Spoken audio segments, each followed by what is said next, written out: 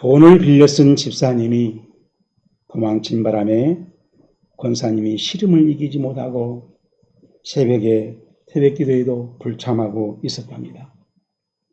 그래서 목사님이 신방을 하여 위로하고 기도를 해도 그 시름을 떨쳐버리지 못하더랍니다. 목사님은 다시 다른 권사님과 함께 신방을 갔는데 함께 그 권사님이 대뜸 이렇게 권면하더랍니다. 권사님, 하나님이 다 하셔. 권사님은 권사님답게 하나님께 맡기고 용서해버려. 살아계신 우리 하나님께서 갑절로 갚아줄 거야. 아니, 뭘 꾸물거리고 있어? 얼른 아멘해.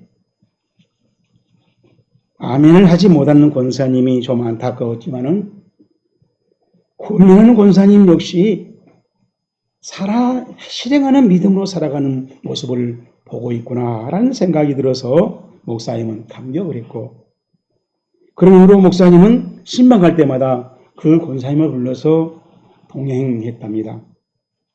그런데 해가 바뀌고 그 권사님이 구역 집사님에게 보증 사기를 당했습니다. 하도 공당이 부도난다고 해서 보증을 서줬는데 아무런 말도 없이 이사를 가버린 겁니다. 그래서 상심을 이기지 못하고 몇 주째 예배당에 발걸음을 하지 않았습니다. 목사님이 신방을 갔더니 머리를 싸매고 누워 계시더랍니다. 그럴지라도 목사님은 믿고 권사님, 하나님이 다 하셔요. 권사님은 권사님답게 하나님께 맡기고 용서하세요. 살아계신 우리 하나님께서 갑절로 갚아주실 것입니다. 그러자 누워 계시던 권사님이 벌떡 일어났더니 나는 용서 못해요. 내가 왜 박 집사 빚을 다 떠안습니까? 끝까지 쫓아가서 그 돈 다 받아낼 겁니다. 목사님은 작년에 권사님이 고면한 그대로 고면했는데 참으로 안타깝더랍니다. 그리고 이제 몇 년 후에 그 목사님이 지방 도시로 교회를 옮겨서 목회를 하게 됐는데 어느 초신자가 교회에 등록을 하고 참 은혜를 받더랍니다. 그런데 그만 같은 남성교회 집사님에게 돈을 떼이고 그리고 그 집사님이 이사가 버렸어요. 이제 예수를 믿기로 시작한 지 얼마 되지 않았는데 은혜를 받고 있는데 마치 호사다마인 격이었습니다. 목사님은 참으로 난감한 심정으로 일단 신방을 갔답니다. 그랬더니 그 초신자가 먼저 이런 말을 하더랍니다. 목사님, 내 돈 집사님 용서하는 게 믿음의 도리지요. 믿음으로 빌려줬으니까 믿음으로 기도하면서 기다려보렵니다. 괜히 목사님 얼굴이 화끈거리더랍니다. 그런데 마음은 뿌듯했습니다. 사도행전에 진짜 그리스도인을 만났다고 생각되었기 때문이었습니다. 오늘 설교 본문도 참으로 올바른 그리스도인을 곁에 두고 있어서 자긍심에 차여 있는 사도 바울을 보게 합니다. 19절 말씀 봅니다.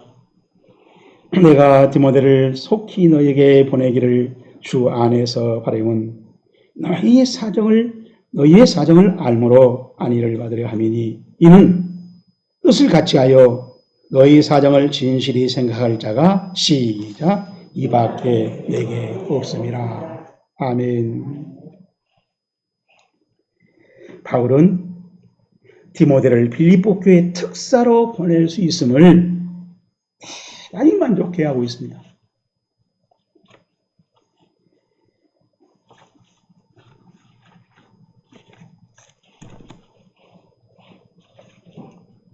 우리 성경에는 번역이 되어 있지 않는 헬라어 단어가 있는데 카오라는 뜻입니다. 카오. 이 말은 나도 역시 그런 뜻이에요. 그래서 미국 킹제임스 성경에 보게 되면 번역을 했어요. That I also encourage. 나 역시 용기를 얻고 있다. 예, 그렇게 번역을 했습니다. 예, 더 정확하게 직역한다면은 나 역시 그 디모데를 통해서 보내고 디모데가 그것을 하고 한 일을 보고받음으로써 자기의 어떤 활기가 막 살아 움직이는 그런 일이 되기를 바란다는 것입니다. 그렇게 될 것 같다는 거죠.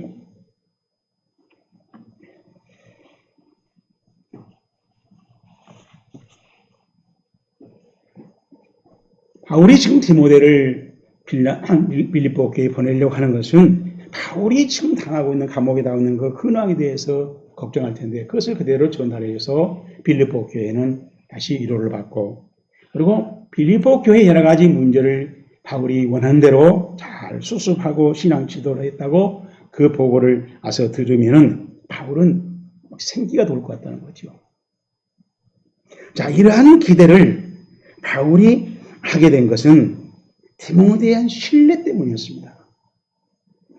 우리 20절에 이는 뜻을 같이하여 너희 사정을 진실히 생각할 자가 이밖에 내게 없음이라 라고 했는데 여기서 뜻을 같이한다는 말이 이소푸시콘 이 말은 생명의 호흡을 같이 쉰다는 얘기예요. 그러니까 디모데와 바울이 똑같은 생명의 호흡, 숨을 쉬는 겁니다. 얼마나 잘 일치되어 있고 같이 맞춰져 있으면 그렇게 표현했겠어요. 그러니까 우리한테는 뭐 생사고락을 같이 한다 할까요? 그런 관계라는 것입니다. 그리고 생각한다라고 했는데 이 생각한다는 말이 메린마오라는 말인데 사실은 근심합니다. 디모데가 빌립보 너희들의 교회를 가보면 그 형편을 보고 걱정을 할 거다고요. 그래서 그 걱정대로 그것을 고치고 바로잡고 회복시키는 사람. 그렇게 할 수 있는 실력이 디모데에게 있다는 겁니다. 지금.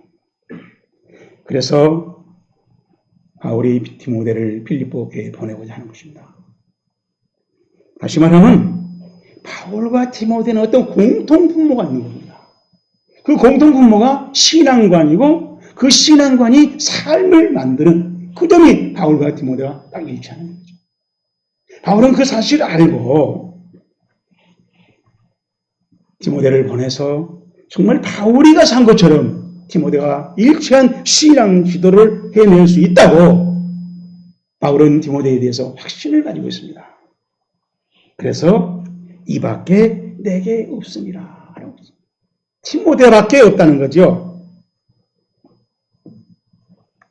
이 말씀도 우데나 카르하고 카르라고 하는 말은 왜냐하면 그러니까 왜냐하면 나는 이 디모데 같은 사람을 외에는 아무 다른 사람이 없어. 디모데가 유일하게 그러나 디모데가 아주 적격자라는 것이죠. 우리 21절이죠. 21절에 보면은 사람들이 많이 있다는 겁니다. 자기 일, 드립니다. 헬라어로는 자기 일들을 여러 가지 일들에 대해서는 그걸 앞세우고 중요시하고 그걸 먼저 하고 그러나 예수님의 일들이에요. 다 예수 그리스도를. 예수님의 일들에 대해서는 뒷전을 하고 또 소홀히 하고 그렇게 한 사람들은 많다는 겁니다. 근데 디모데는 반대로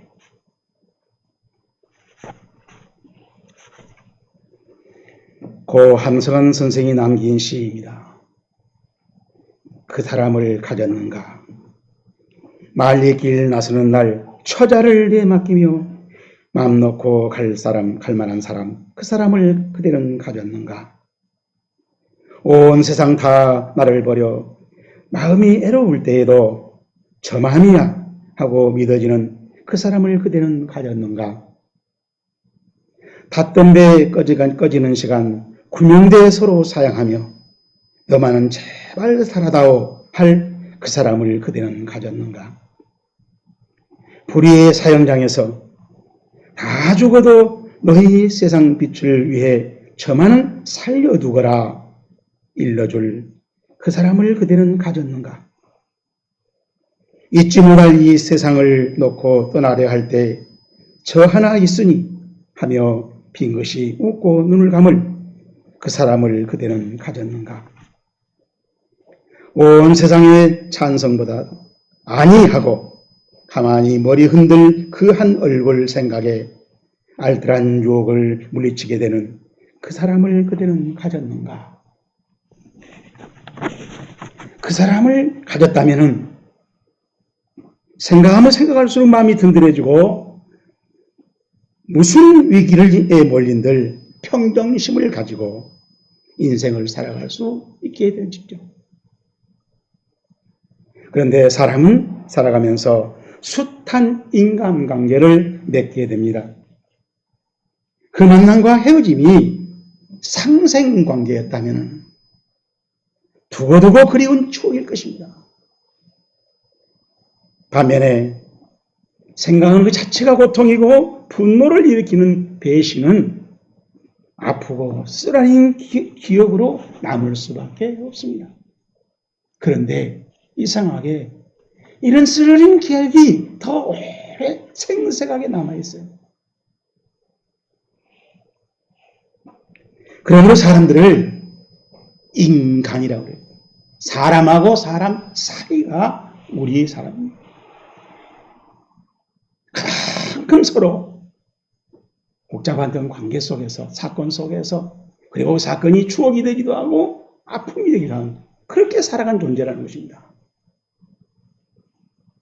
자, 그러면은 디모데는 어떻게 신앙생활을 했는데 사도 바울의 시임을 독차지하게 됐을까?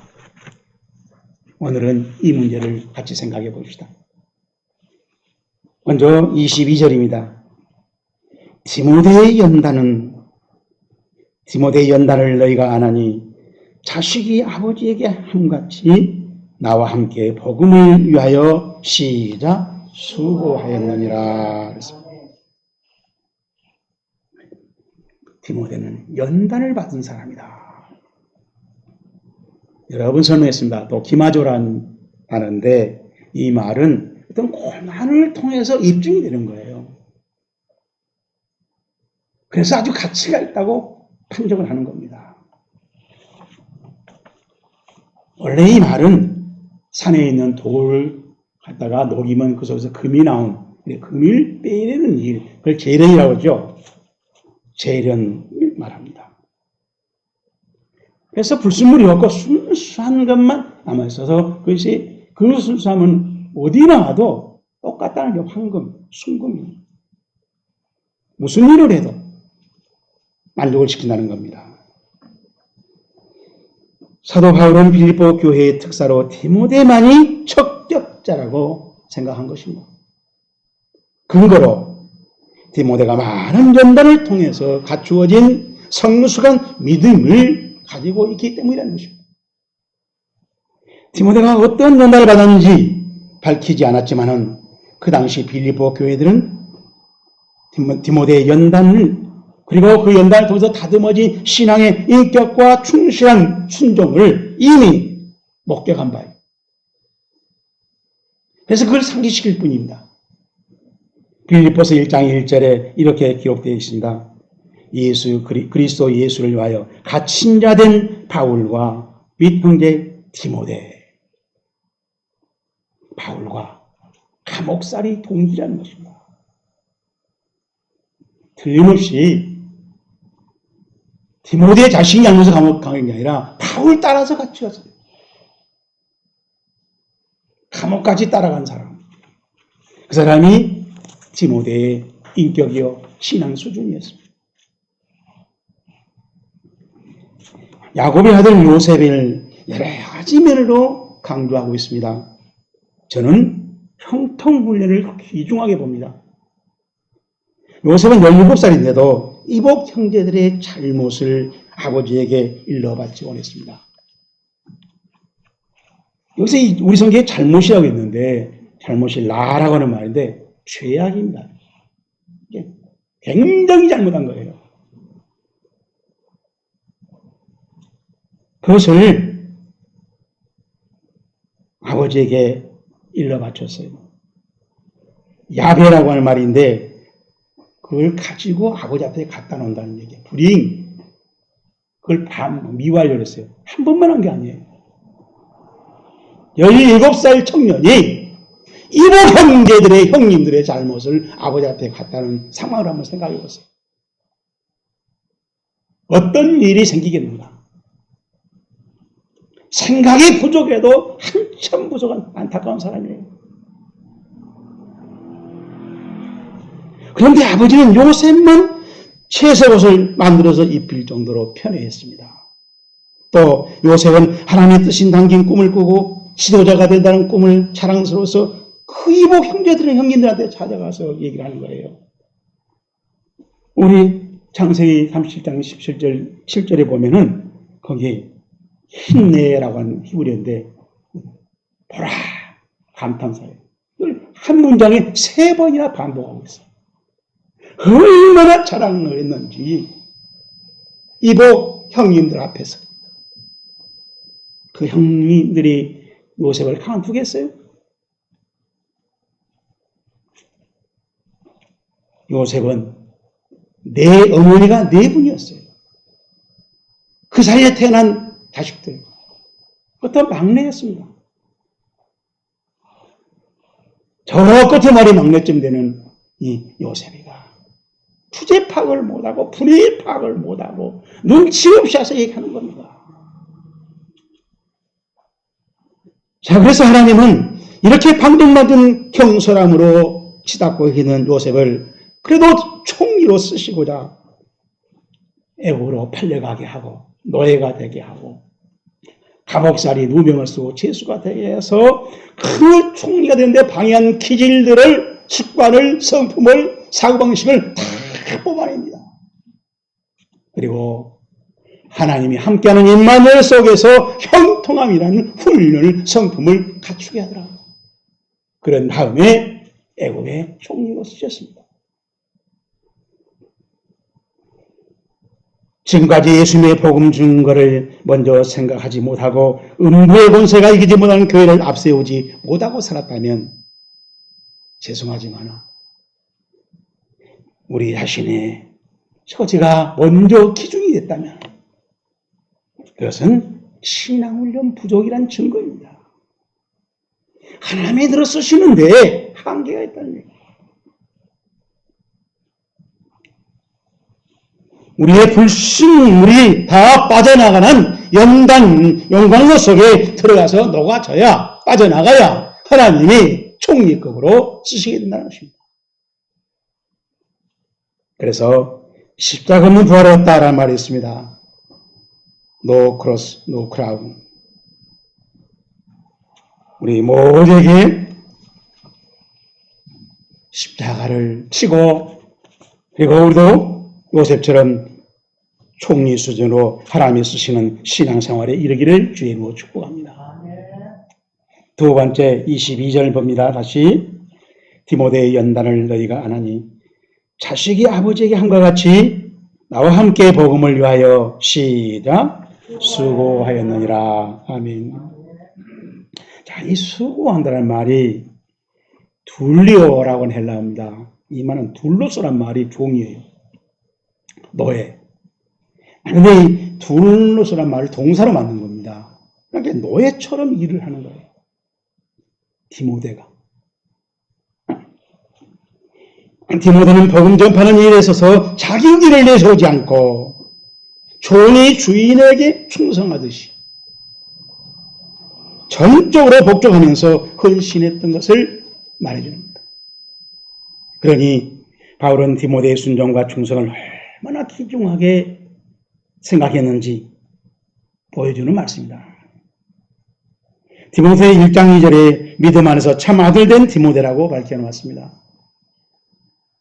바울은 자신의 인생 최후에 함께 있고 싶었던 사람을 찾을 때 디모데를 찾고 있습니다. 디모데후서 6장 6절에 창과 같이 내가 벌써 부어지고 전제와 같이 내가 벌써 부어지고 나의 떠날 시각이 가까웠도다. 너는 어서 속히 내게로 오라. 저와 여러분도 정말로 인생의 마지막 순간에 함께 하고 싶어지는 그런 참된 신앙인으로 살아갈 수 있기를 주의 이름으로 축복합니다. 시가 있는 아침 시의 시대 무정란이란 이런 부제를 달아서 시를 쓴 시인이 있습니다. 이 창기 시인데요. 라면이 끓은 사이 냉장고에서 달걀 하나를 꺼낸다. 무정란이다. 껍데기에는 붉은 핏자국과 함께 생산 일자가 찍혀 있다. 누가 그를 낳은 것이다. 비좁은 닭장에 갇혀 애비도 없이 그가 누구를 닮았건 그가 누구이건 in my mind, in my heart, in my soul. 유시간적 영어로 이렇게 한다는 거죠. 곧장 가격표가 붙고 유통된다. 소비는 그의 약속된 미래다. 그는 만잔 무엇이 되어 세상 밖으로 날아오기를 꿈꾸지 않았다. 자신의 처지를 한탄하거나 누군가를 애타게 애끓게 사랑했던 기억도 없다. 그런데 까보면 노른자도 있다. 진짜 같다. 암탉이 교배에서 수탉아 교배에서 교배하지 않고 혼자 그냥 알을 낳은 그 달걀을 우리가 무정란이라고 합니다. 그 달걀은 부화시켜도 부화가 되지 않습니다. 반대로 수탉과 교배를 한 뒤에 암탉이 달걀을 낳으면 그 달걀은 부화시키면 다시 병아리가 됩니다. 그 달걀을 유정란이라고 합니다. 결론적으로 암탉과 유정란은 맛도 차이가 없고 영양분도 별로 차이가 없습니다. 단백질이나 또 지방이나 탄수화물, 칼슘 별로 차이가 없다고 밝혀졌습니다. 그런데 가격 차이는 닭을 키우는 사육장의 환경 때문에 유정란이 비싸진다는 것입니다. 이창기 시인은 무정란과 유정란을 육안으로 식별할 수가 없다는 거예요. 맛을 봐도 잘 모르겠다는 거예요. 영양분을 과학적으로 분석해봐도 차이를 못 느끼겠다. 그런데 무정란이 속에 끼어서 돌아다니고 넘쳐나게 유통되고 있는 이 세태를 꼬집은 것입니다. 이 세상은 무정란판이라는 거죠. 생명이 없는 정치, 생명이 없는 사회, 생명이 없는 문화, 생명이 없는 교육, 생명이 없는 지식, 생명이 없는 종교, 생명이 없는 교회나 설교까지도 무정란이 범람하고 있지 않느냐는 것입니다. 아무리 설교를 품고 있어봐야 생명으로 부활되지 못하는 우리의 현실이 아니냐. 유정란 신앙으로 내 영혼이 살아있고 내 영혼이 생명을 잉태하고 생명으로 태어나는 신앙생활이기를 주의 이름으로 축복합니다. 마지막으로 23절 봅니다. 그러므로 내가 내일이 어떻게 될지를 보아서 곧 이 사람을 보내기를 바라고 나도 속히 가게 될 것을 주 안에서 시작 확신하노라. 아멘. 지금 우리 함께 본 말씀 중에서 내일이 어떻게 될 것을 보아서라는 말씀이 있습니다. 이 본다란 말이 아포라오라는 말인데 이 아포란 말은 뭔것으로 붙어요. 그리고 호라오 한다는 것입니다. 이게 바울이 앞으로 어떤 일이 일어날 건데 그것을 자세히 보는 거예요. 아주 명쾌하게 보는 겁니다. 집중적으로 보는 겁니다. 눈을 고정해서 보는 겁니다. 열심히 본다라고. 바울은 곧 앞으로 있을 재판이 어떻게 될 것인가를 재판의 결과에 신경을 집중해서 보고 있는 것입니다. 바울은 지금 감옥 안에 있습니다. 육체의 가시를 가지고 있습니다. 온갖 핍박을 받고 있습니다. 감옥에 들어가면 없는 질병도 생긴다는 그런 고통 속에서 고충에 시달리고 있는 그 바울의 마음을 차지한 사람이 있었는데 그게 디모데더라. 이 사람을 보내기를 바라고. 이런 속담이 있지요. 검은 머리 가진 짐승은 구제 말란다. 사람은 배은망덕을 잘한다는 것입니다. 요즘은 보험금을 노리고 부부도 살해하고 부자지간에도 살인을 하고 있지 않습니까? 그러나 우리는 하나님 은혜로 신뢰받은 성도로 정말 힘들 때 불러자 가까이 길 바라는 그러한 그리스도인으로 살아가기를 주의로 축복합니다. 자, 이제 오늘 설교 말씀을 거울 삼아서 우리 자신을 비춰봅시다.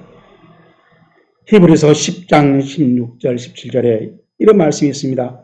주께서 이르시되 그날 후로는 그들과 맺을 언약이 이것이라 하시고 내 법을 그들의 마음에 두고 그들의 생각에 기록하리라 하신 후로 또 그들의 죄와 그들의 불법을 내가 다시 기억하지 아니하리라 하셨고 우리 마음에 우리의 생각에 하나님의 언약을 기록해 놓고 그 사람들의 죄는 다시 기억하지 않겠다. 이 사람이 되어야 됩니다.